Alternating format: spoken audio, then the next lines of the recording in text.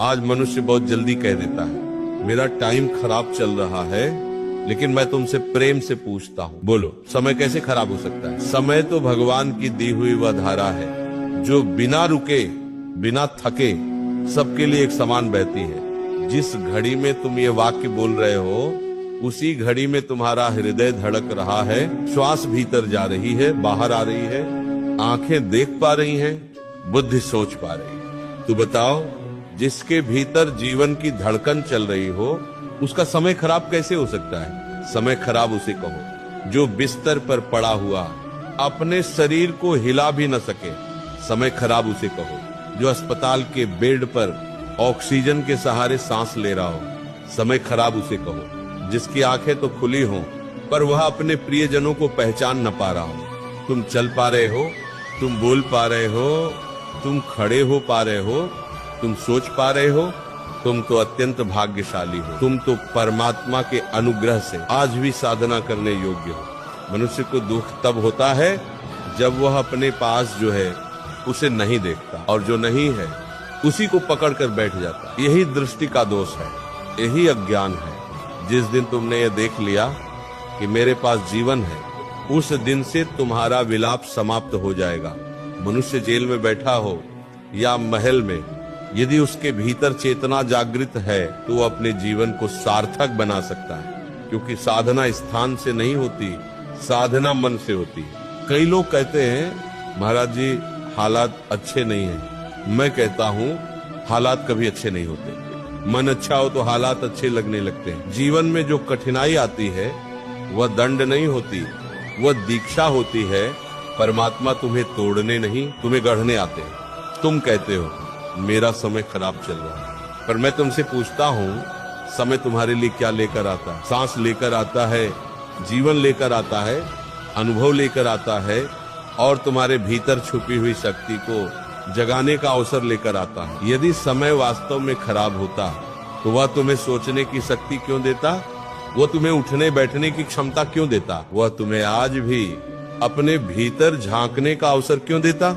समय तो कभी तुम्हारे विरुद्ध नहीं होता, समय तो तुम्हारा गुरु होता है। वो तुम्हें वो पाठ पढ़ाता है जो सुख में कोई नहीं सीख पाता।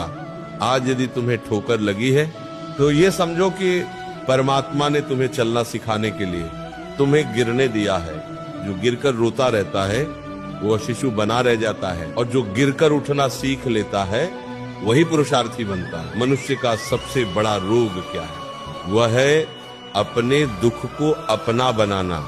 मनुष्य कहता है मेरा दुख, मेरी परेशानी, मेरी बदकिस्मती। अरे मनुष्यों, दुख तुम्हारा नहीं है, दुख तो एक अवस्था है जो आई है और चली जाएगी। जिस दिन तुमने ये देख लिया कि दुख आया है पर मैं दुख नहीं हूँ, उस दिन तुम्हारा दुख आधा हो जाएगा। तुम्हारे पास आज जो जीवन है वह किसी का सपना है। किसी का सपना है कि काश वो एक बार फिर अपने पैरों पर खड़ा हो पाता। किसी का सपना है कि काश वो एक बार फिर अपने प्रियजन की आवाज सुन पाता। किसी का सपना है कि काश वो एक बार फिर अपने बच्चों को देख पाता।